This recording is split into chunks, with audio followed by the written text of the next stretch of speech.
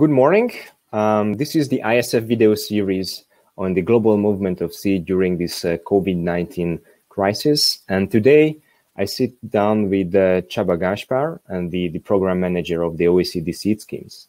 The actuality of this interview today that OECD released a statement about policy responses in the seed sector to the COVID-19 crisis.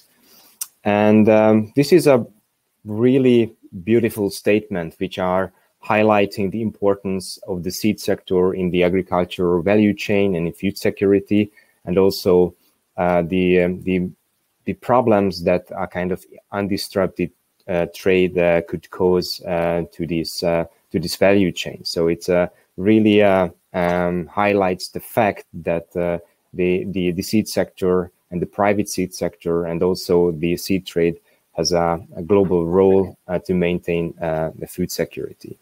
But in this interview today, we would like to more deep dive in the seed certification aspects, and especially of under the OECD seed schemes.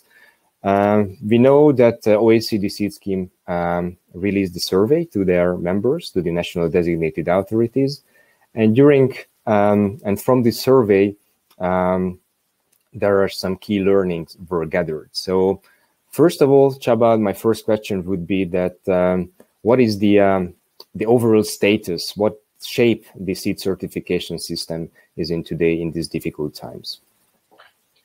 Good morning, everybody who is listening to this broadcast, and thank you, ISF and Szabolcs, for this invitation to talk about the OECD seed scheme and the status of the certification, OECD certification system.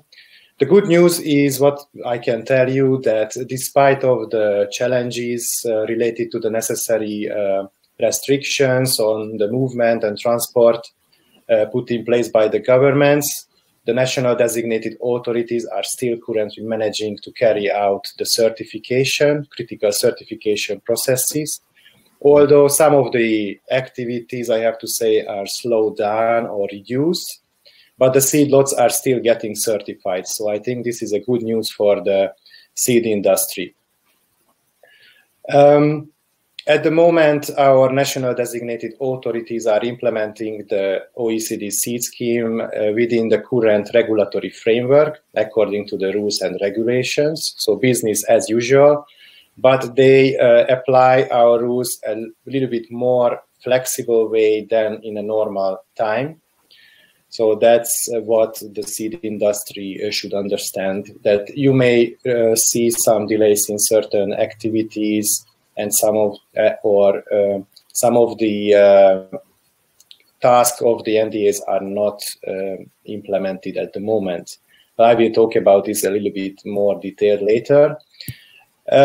What we would ask the national governments in order to maintain the certification activity, to continue the classification of agriculture as an essential business. So that's allow our national designated authorities to implement their task and moving to the fields freely, and also the seed sector to continue their work. The other which we would recommend to the governments is to avoid any changes to the current regulatory frameworks, especially putting new trade barriers, technical barriers to trade.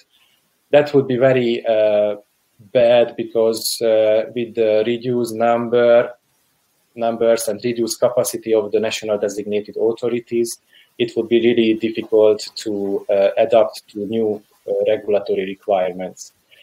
And lastly, the key is the communication, collaboration, and harmonization. So that's where we are. Again, the good news is that we still working and serving the seed industry and certify seeds.